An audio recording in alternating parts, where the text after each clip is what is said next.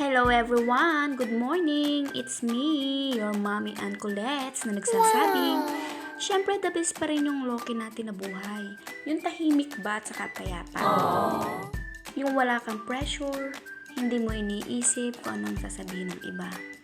Wala kang kailangang patunayan at wala kang kailangang higitan. Kapag namuhay ka kasi ng simple lang, masaya ka lang sa mga simpleng bagay, meron ka man o wala.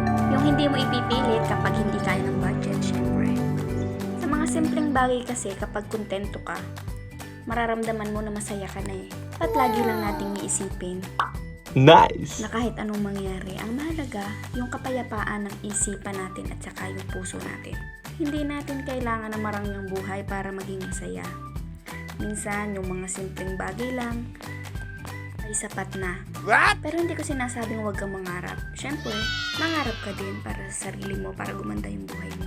Minsan, kapag sobra-sobra kasi yung ambisyon mo, hindi na tama yung paggamit mo sa isip at sa puso mo. Masyado mong minamadali. Kasi nakikita mo at napapansin mo yung nasa paligid mo. Yung success ng iba, dun ka nakafocus.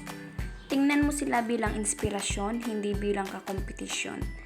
Kasi sa buhay, hindi naman ito pagalingan.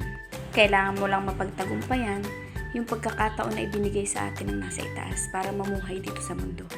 Maiksi lang ang panahon. Madali lang ang oras. Kailangan yung bawat minuto at bawat segundo mo ng buhay ay maging makabuluhan. Gawin mo maging masaya, simple man o marangya ang buhay mo. Mas masarap sa pakiramdam na kahit simple lang ang buhay mo, wala ka namang karamdaman. Minsan, ang mga simpleng tao at mga simpleng pagkakataon ang magbibigay ng tunay na kasiyahan dito sa mundo. Makamit mo man ang karangyaan at yaman na hinahangad mo, hindi ka pa rin magiging masaya kung inggit yung papairalin mo sa isip at sa puso mo. Kaya mas maganda mong gawin, alisin mo yan para maging masaya kang totoo.